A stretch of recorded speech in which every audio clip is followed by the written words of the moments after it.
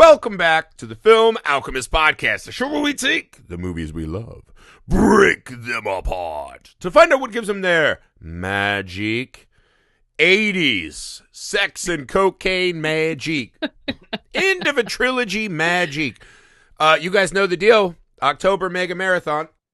31 days, 31 pods. We are at the end of the X franchise today with Maxine. 3 X's, big X's, capital X's. We are not at the end of the marathon. We are not even at the end of the franchises. We are joined today by returning friend and co-host, Carmelita Valdez McCoy. Welcome back to the show. Hi, friend. You guys, Carmelita helps make this possible every year. We have doing 31 podcasts in 1 month is a lot of work. And so you got to have good friends like Carmelita that can help make this happen. So Carmelita's finishing the X franchise with us today. But as you know, every day we need a new pod. So you guys are lucky to have her. But tomorrow, when you return, you will be starting the Critters franchise, all 5 of them, with Carmelita as well. So, again, we love October. It's our favorite time of year. So make sure you're going to patreon.com/filmalchemistpod to get all of the episodes this month. We'll have 2 episodes and a commentary that you'll only be able to access over on patreon.com/filmalchemistpod. This time of year, we're doing so much work. We have so much fun stuff. In December, our patrons select the curation, right? We stuff your stockings. This is the time of the year that is the absolute best to join the community, to support the show. It means extra much to us this time of year. We have a wonderful community. We have tons of awesome exclusive content over there, including our Tales from the Crypt miniseries, which is running. You will love that as well if you're here for October. Thank you in advance. Come join us. Help us out. We'll help you out. It'll be a wonderful relationship. Go to YouTube, Film Alchemist. We would love to see you over there. We're on all the socials you're on, including TikTok. Help us with the algorithm bullshit. The algorithm is the casting director of our lives now, and we fucking can't stand it, man. So help us out over there. The email, filmalchemistpod@gmail.com. Make sure you're leaving 5-star ratings and reviews, again, so we can get the role. The algorithm will cast us. Make sure you go to misfitparade.net so you can see our short films. Our film Sugar Tits is playing at festivals all around the country this year. Maybe you can come watch it with us. We can hang out and watch some awesome flicks together. That would be great. We're also about to start crowdfunding for our first feature film, which we're already in production on, Mr. Cream Jeans Hidey Hole. It's going to be a wild fucking movie, and we need your help. So thank you in advance for that. It's a weird title. We've had a good laugh about it yesterday. It's going to be a great movie, and we need your help making it. Make sure you go check out my work at Looper. My friends over at Looper have hired me to come talk about movies. You can find those over there. Make sure you're following Carmelita at Carmelita Says, Twitter, X. Maybe for this franchise only, we'll call it X. Not really. I hate it. No, not even for this. Yeah, Twitter and Letterboxd. You can thank us later. All right. We X'd. We pearled. Now we Maxine. Yes. I don't want this to sound like a criticism right off the bat. This is... Tell it like it is. This is by far the least interesting of the franchise. Yes. I think one of the hardest hurdles this movie had to leap is when you see Mia Goth go to the depths she did in Pearl. And then the very first scene of this movie, well, scene with Maxine as an adult, is her walking into that audition and fucking crushing that audition, which is a great fucking bookend to the last bit of Pearl that we did. And then the rest of the movie, she just doesn't really have much to do. It's a bit of a letdown, man.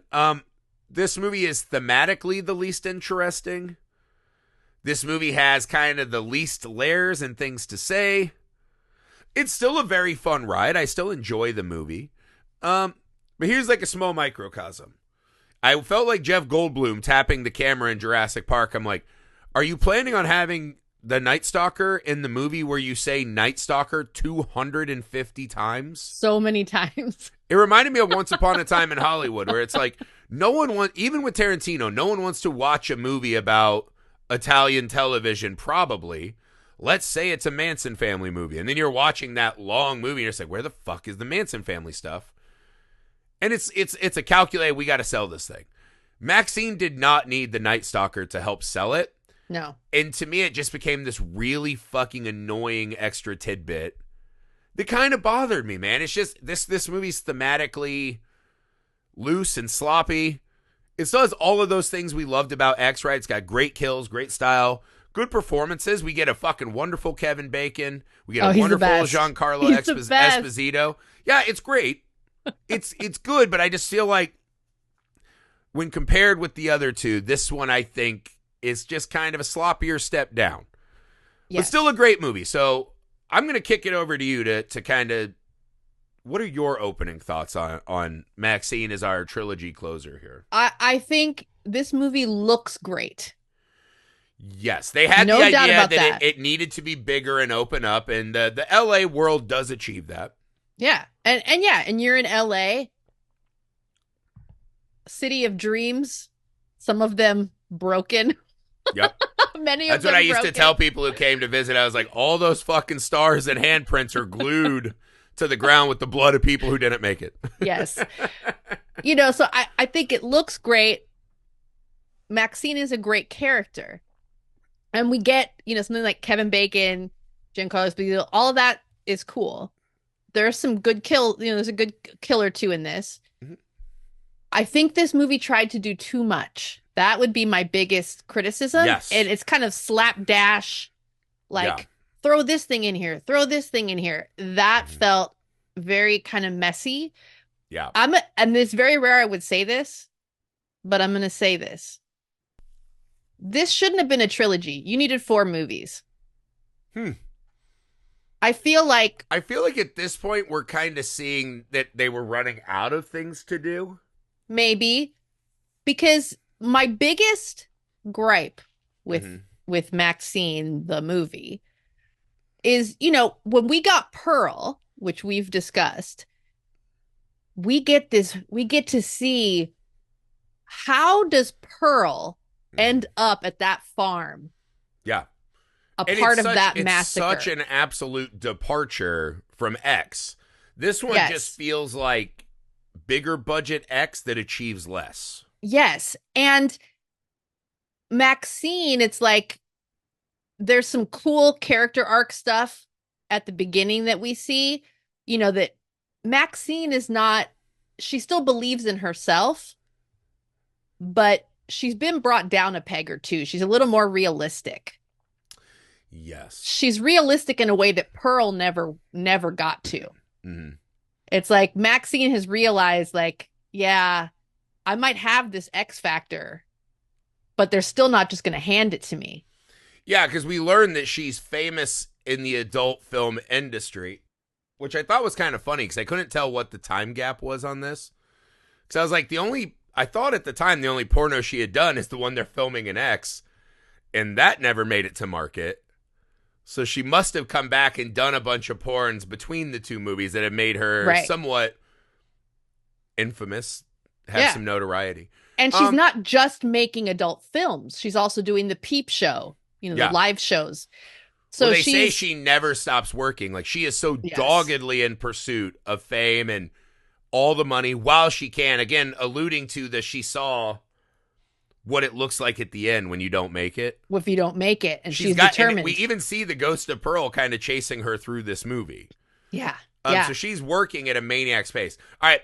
I will say this is a newer movie, so we're going to spoil the shit out of it. Yes. If you have not seen the movie, we're going to spoil the ever-living fuck out of it.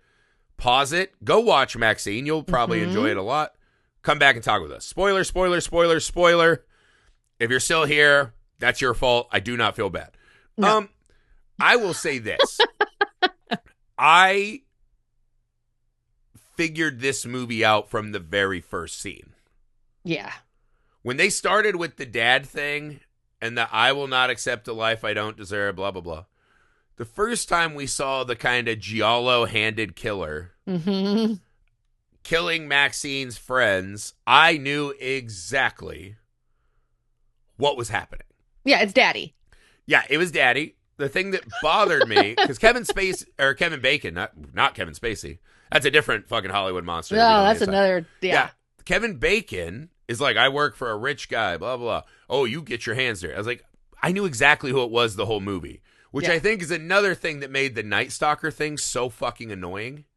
I'll never get over why they said Night Stalker in this 250 times. I know. It's so fucking annoying. And the Night Stalker is such like a fucking horrifying monster. It would have been fun. I imagined it like an old Universal movie, him versus Maxine, and how fun that would be. Oh, that would be fun. That's not the movie we got, right? No. But I think the movie suffers a couple things, which is one, you know the twist the entire fucking time.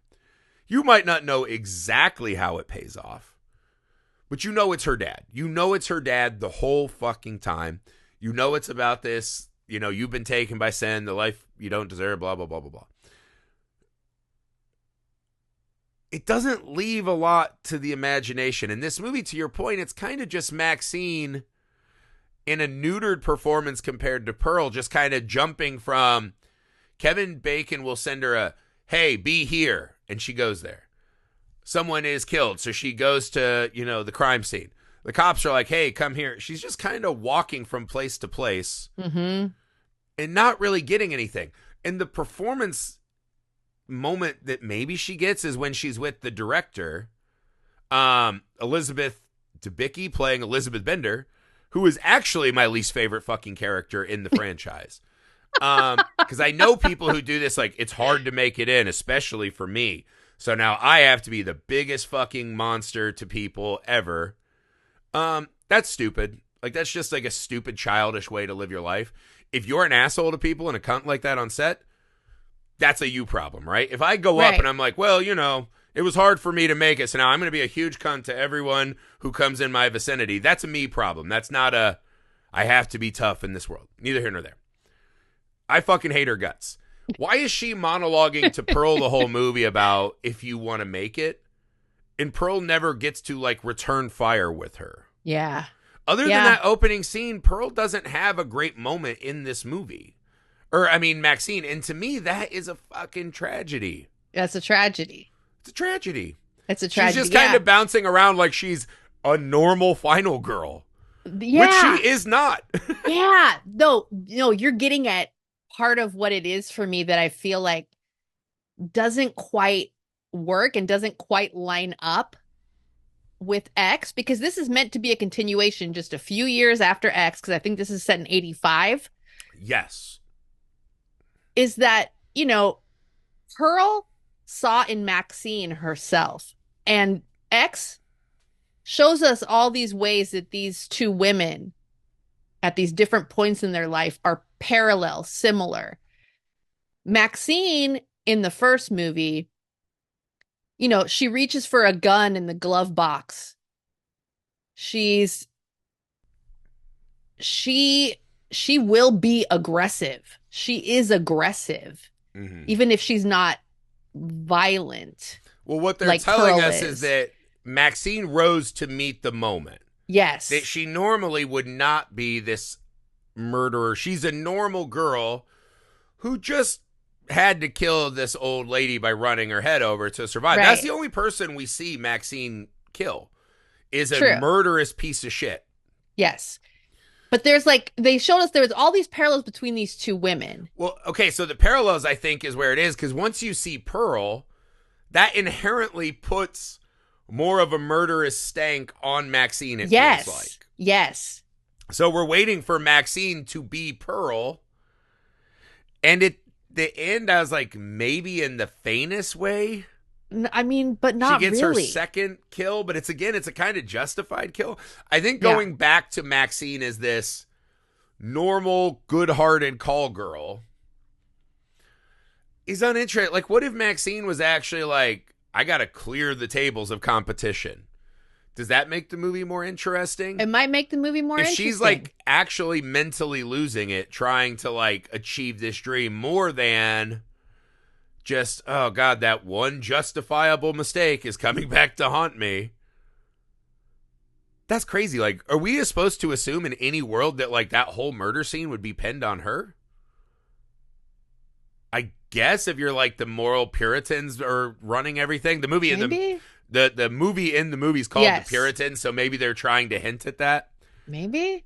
But I feel like she could pretty easily go through the crime scene and be like, yeah, dude, we just came there to make this movie, as you saw.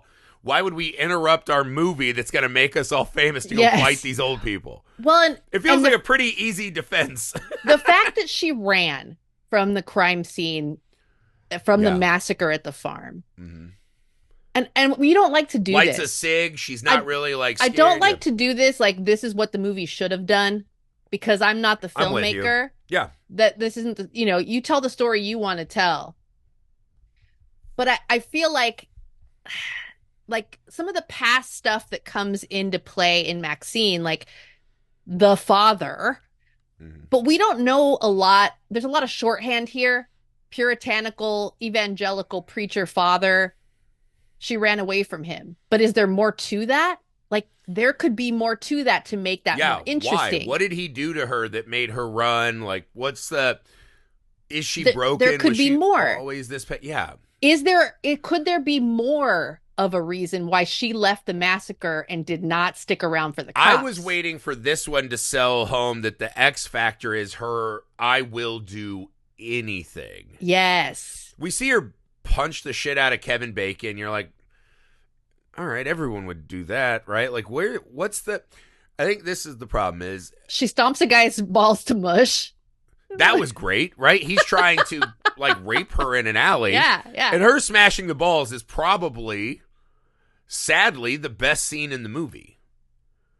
Like, that's probably when people leave the theater from Maxine 2 years from now, you'll remember the guy getting his balls smushed. For sure. What else in this movie is truly memorable? That would be my question. It's a fun ride. It is a classic. It reminds me of actual 80s slashers, and maybe that's the thing where it's like, it's fun. I enjoy it. When her friend gets attacked in the store, you're like, the filmmaking and the craft is good. Good scene. Yeah, it's like a polished giallo death scene. It doesn't matter, right? Or a video nasty. I will take from this, polished. I will remember Kevin Bacon and the balls being smashed. Yeah. Maxine does not have a great fucking moment outside of that opening audition, which is, you're like, I can't believe we get to see Mia Goth do this again. And then she's just sleepwalking. She doesn't get to do it. Yeah. They don't let her do it. It's fucking, it just, that to me bothered me. And I thought if you're going to do this Elizabeth Bender, who is this kind of stereotypical, every woman that makes it has to become this fire-breathing dragon. That's how men look at her, right? Mm. And she's letting Maxine know, like, hey, that's what I have to be for them. You're like me. Blah, blah, blah. Figure your shit out.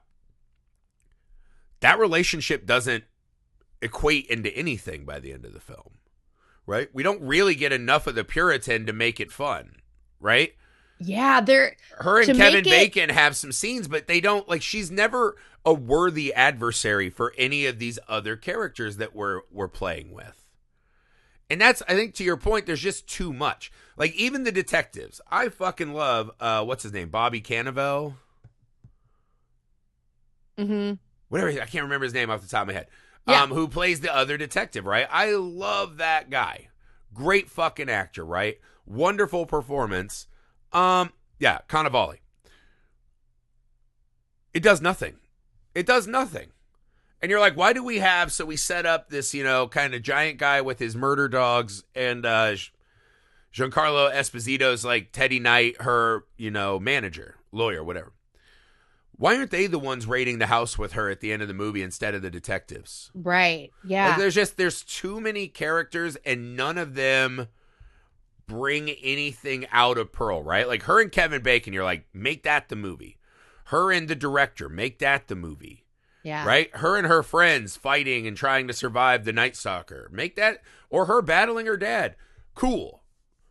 But the problem is she's just bounced from scene to scene, and there's no moment where she plants her fucking feet and is a worthy adversary. There's a moment at the end when Maxine is now the purest damsel in distress.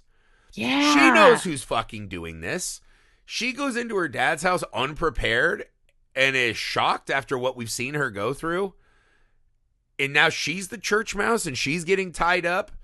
and having to get rescued. And until the Doesn't moment make when sense. the fight's already over and she just pulls the final trigger. What? Yeah, Like, it this doesn't is make not sense. the movie I thought I was coming to watch. And we haven't seen enough, because throughout the film, Maxine has these kind of PTSD flashbacks to the massacre at the farm. Yes. Understandably so. Very Yeah. traumatic event that she's still trying to outrun.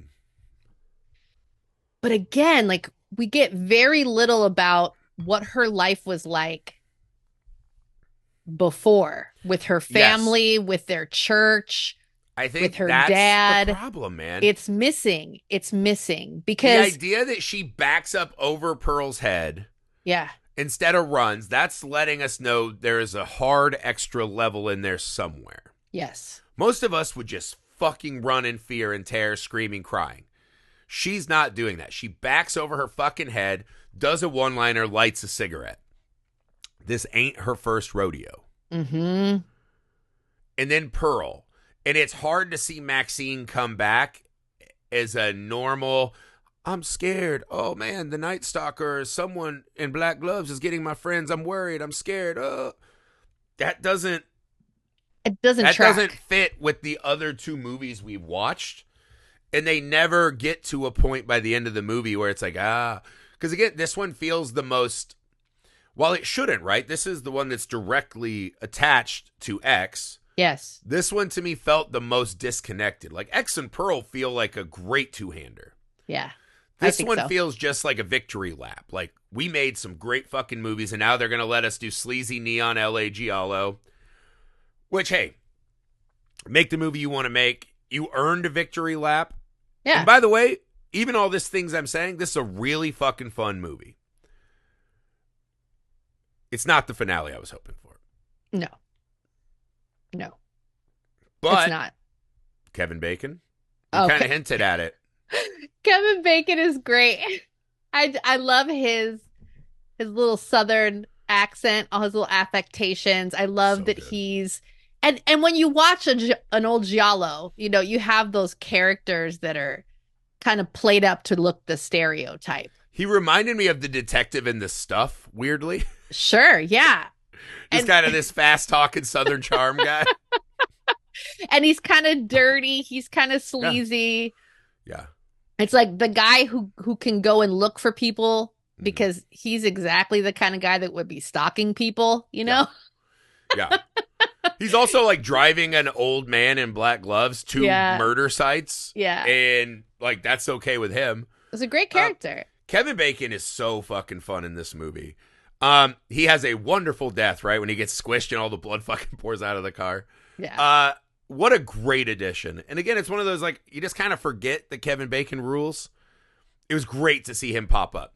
I actually think the greatest cameo in the movie is Giancarlo Esposito as Teddy Knight Esquire. I love him. He is so fucking good in this movie. And again, it's one of the rare moments in the movie where I was actually like, okay, now we're doing it, is when he's just like, I'll handle this fucking guy. And he's just down to fucking do murder for his clients. And you're like, yes, yes. And then he's gone. And then he's just not a part of the movie anymore, which is fucking brutal. But I thought those two cameos really helped this movie a ton, right? Really, really good cameos. What did you make of the device of the tapes sent to Maxine? I kind of liked that. Okay. And again, this is very like old school thriller or giallo, you know, someone sending the VHS tapes to taunt you, to make you scared. They know something about you that you don't want to get out. Yeah. I kind of like that. And also, you know, it is the 80s. This was still, VHS was still newer technology. Yeah, well, it gets 85 at this very people pointed, are just starting to get VHS players at home.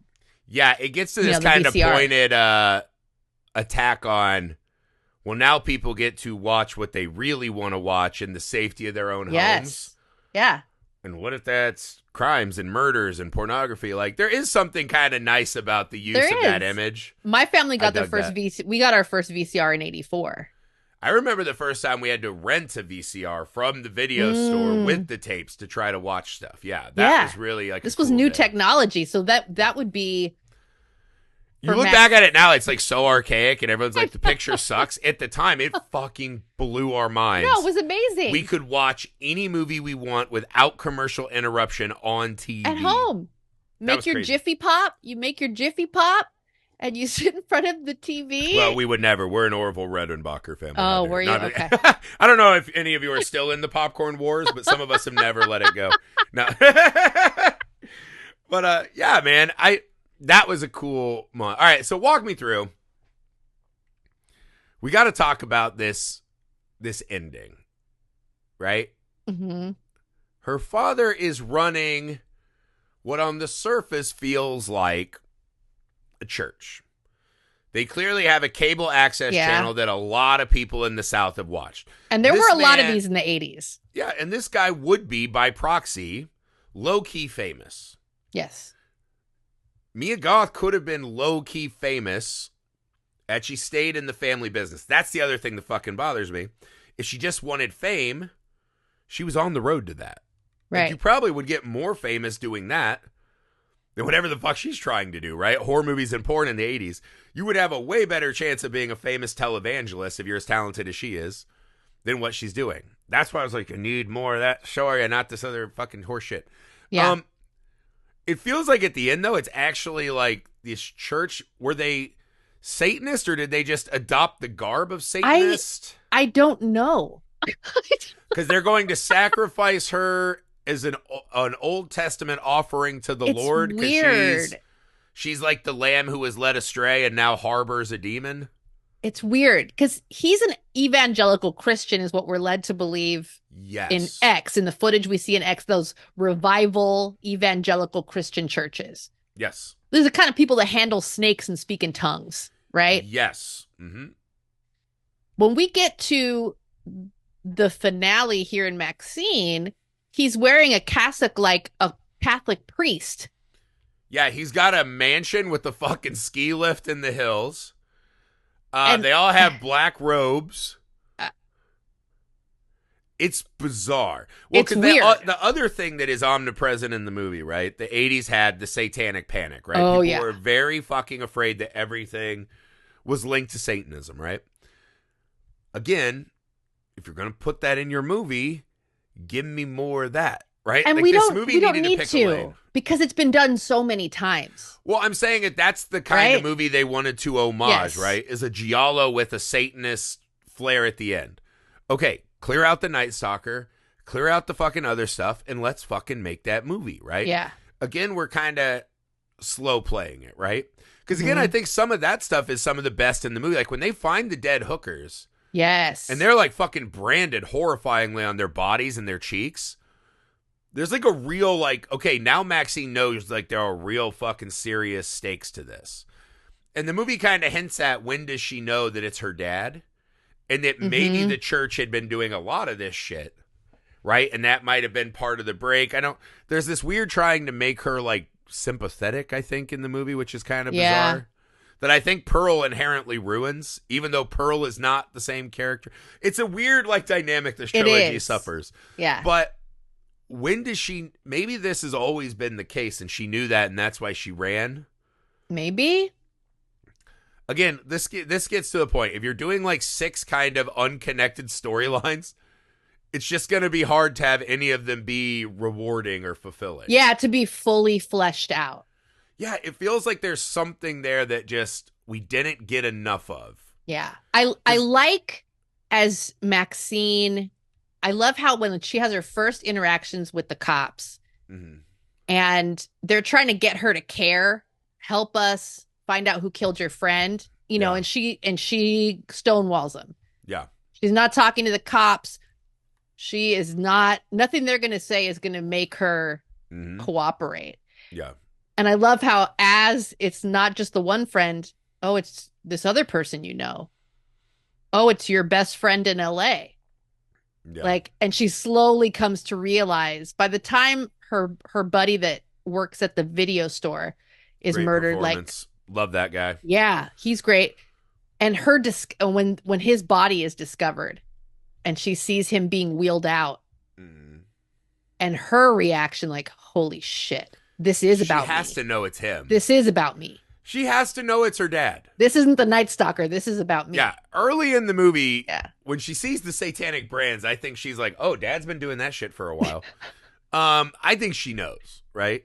Yeah. I think she's got to know. Again, another moment of like a microcosm of what kind of irked me a little bit about the movie is when she's in the morgue and they're like, you need to help us. We can protect the next girl. And she's like, maybe the next girl should protect herself. That doesn't sound like a woman who had to defend herself against an old murderer in Texas and is now like a reformed, like good citizen again. Like we already saw her stomp the balls. Like the movie, I feel like just has an inherently flawed read on like the Maxine we want. Yeah. And that's fine. At the end, right, we see this kind of like half-ass shootout. They're shooting Satanist. Bobby Cannavale gets killed. He's got like his fun little thing where he's like, I wanted to be an actor. And she's always like, that was a bad performance. He's like, really? I thought that was good. That's fun. That's fine. Yeah. And everything in this movie is just like, oh, that's kind of cute. That's fine. I like that the other detective gets shot and is like fucking rolled down the fucking hill. This is the moment I want to get to. She's standing over her father with the fucking like sawed off, right? Or whatever. I don't know. I'm using gun terms like I know shit about guns, but like a little shotgun or whatever. And the dad, you know, is like, I did this for you, blah, blah. He's going through his whole horse shit. What do you think happens at the end of this movie?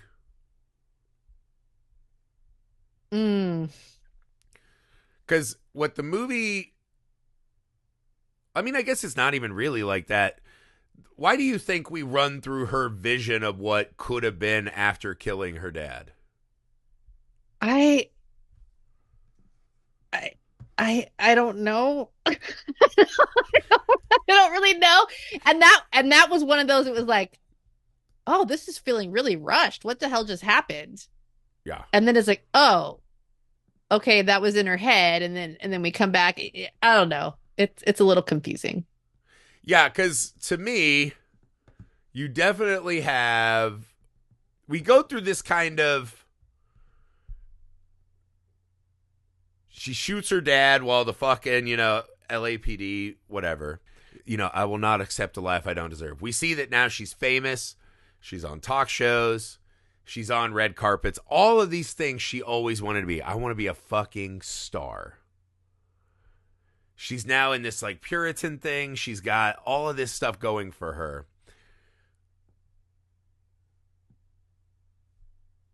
I don't know about the dream sequence. Like, is that really Maxine's dream, do you think? It felt clean and sanitized to me. Like, again, this gets back to, like, I think the trilogy and how it's set up gives us a Maxine problem, which is, I know Maxine wants to be a star. Mm-hmm. But that sanitized version of being a star, again, that feels more like you just stay in the church and be a star there. Right. This part kind of fucking threw me. Yeah. What were you thinking as this unfolded? No, I mean, similarly, I was kind of like, oh, wow, okay, that's fast, because I didn't realize we had gone into, you know, it takes a moment to realize what it is you're watching, that this is a dream sequence. Yeah.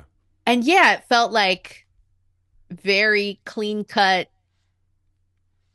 very, sanitized is a good word, or just like that old Hollywood starlet. Yeah. But like, you know, like the Disney version, you know? Yeah, and it's weird because we get this bookend. So we watch, I want to do what I can. She's got like kind of the Hitchcock blonde hair now. Uh-huh. She's on the red carpet. And then it cuts back to the hill where the father's like, you needed divine intervention. And I was like, but for what? To be more famous? Like, okay. And then she fucking wastes him, right? Then we go back to like what is not a dream sequence, but is supposed to be real, which is another bookend of when we first met Maxine. Yeah. Just fucking rip and blow. Going onto the set of the Puritan 2, which means she made it, but we know that women of that era who did those kind of movies aren't really famous. Well, and like maybe like a cult fame. And then there's that weird thing with like her severed head on the bed, which is a prop. yes. But we watch in the monitor as it's Maxine's face moving around. No, I know. Yeah. Well, okay. Is this a double dream sequence? Dear Film Alchemist listeners, important to note, because y'all are hearing this in October. Yeah. But just a little behind the scenes, this is, we're recording this. We're having this conversation. Yeah. So we just saw it in the theater. We haven't had a chance to watch it like multiple times and really fucking rip it apart. I think this is an important thing for anyone listening in October, who by that point might have seen the movie more than once. By October, there will be so many clever thoughts on what the fuck this means. We're kind of grappling with it anew. Yeah. I gotta say, maybe I would feel differently rewatching it, but the ending of this movie did very little for me. Like Maxine going through her dream. Oh, this is what I want. If it ends with her brutally killing her dad, and then that's the last thing we see, cool. When you do the like double, like now she's back to sniffing cocaine and she's on the Puritan too. Is that where we wanted her to end up? Are we happy for her? Are we proud of her? I don't think she's left as like this monster. Like the movie even has a scene where she's running into Norman Bates's house. Yeah. Hinting at that she's the new Psycho. But it doesn't matter. Yeah. I think that's the thing about Maxine, to wrap this up. It's just a movie of so little consequence. It's hard that it follows Pearl, which I know a lot of people I know don't like Pearl, but loved Maxine. And I'm kind of the opposite. I thought Maxine was just very kind of slapped together. Yeah. It's great performances. It's great fun. Right? It has all the set dressing, but it felt more like a throwaway 80s slasher to me. Yeah. Which is like, I didn't expect anything out of those movies. I just watched them and I was like, oh, that's fine. I just felt like after Pearl, I was expecting another kind of like real fucking offering to the gods than this. This just kind of felt, Yeah, Maxine feels to me like it's kind of hollowed out. Yeah. Like you hollow something out and then let's throw this cool thing. Okay, let's throw this fun thing in there. Like you just throw a bunch of stuff in this hollowed out shell, but none of it really gels. None of it really feels cohesive. And again, if this was just a movie that wasn't tied to the other two. Yeah. Like if this was just Maxine and it was the first movie of this franchise we had seen, I think it's multiple times better. I'd feel differently about it. I think the weird thing about tracking this franchise in the future is going to be that journey from what we saw in the first one and their connection to Pearl, which then changes how we look at Maxine. Mm-hmm. And the character doesn't really work in Maxine anymore. So there is kind of this interesting writing thought experiment, I think, that will be broken down for years and is fun. But again, just the fact that this movie exists and is made and is making a lot of money and is getting people excited about horror, and it gives us something awesome to go to the theater and show that when you make these good new horror movies, not IP, not legacy sequels, when you make new horror movies, even if they might not go down as classics, we'll fucking be there to support them, man. I'm so thankful this franchise exists. I'm so thankful Maxine did great. I fucking love these three movies. I know it sounds like I'm shitting on Maxine. I think it's hard, too, because we're doing the podcast as like a franchise examination. Yes. So we're inherently putting a lot of shit from other movies on this one's plate. Yeah, it's hard not to. Yeah, which is inherently unfair, and I get it. But you also told me it's a trilogy, and so that means they should be more connected than they are. Yeah. Anyway, what I'm saying is it sounds like I'm shitting on the movie. My wife left the theater and fucking loved it. We had a great time at the movies with this. We were cringing and laughing together. It was fun. The performances, that is the real thing I think you take away from the X franchise is how fucking good every single actor was. Agreed. In every single role. I just felt like Mia Goth in this one, it reminded me of the scene when they were plastering her face. And she's overwhelmed and falls over and is trying to claw her way out. I felt like the Maxine character got buried by minutia in this movie, right? If that makes sense. No, I'm with you. but still a fun movie. Yeah. A good ending to a fun franchise. Each of these movies is a little different flavor, pulling from some different references, highlighting some different aspects of fame, of the film industry. Mm-hmm. So there's a lot here for people to connect to. This one just lacks the teeth, man, because the first one was that I want to be a star and I never got to be a star, right? The start of your artistic journey and the end, right? Creative or like I have hope and now I have despair, right? And Pearl is kind of that same thing, right? Like I want it so fucking bad. And we watch her locked in the prison for the first time, right? Yeah. And it's this different flavor and the fucking psychosis is so fucking deep and well performed. And this one to me should have been I'm at the fucking edge. Yeah. Right? I got cast in this fucking movie. This is my make or break moment. And I will do anything to not lose this chance. But that's not the movie we got. We just got her walking from thing to thing as other stuff's happening around her. And that to me is a missed opportunity. She looks great doing it. I love all the 80s hair and costumes. Dude, the costumes are great. It looks great. Again, they wanted to have a bigger finale, a bigger open world. I just think they got lost in the woods. But that's fine, man. They earned it. Again, enjoy Maxine. I enjoyed Maxine, right? It's a good movie. That's it for X Trilogy. That's it for Maxine. That is not it for franchise section of the month, right? We have one more franchise to do with Carmelita. All of the Critters movies. We hope you're excited for that. And after the Critters, we have a whole rest of the month, right? We got another fucking 15 or so movies. So make sure you go to patreon.com/filmalchemistpod so you will get all of those movies. Wonderful stuff this month. Our patrons actually pick the Patreon exclusive movies, so that's a good reason for you to join as well. We have Tales from the Crypt miniseries, exclusives, commentaries. You can have us do double feature. We got a ton of awesome shit over there. We would appreciate it. This time of year, we are working to the bone, right, to get this podcast where it needs to be. And it means the world to have support this time of the month, this time of the year.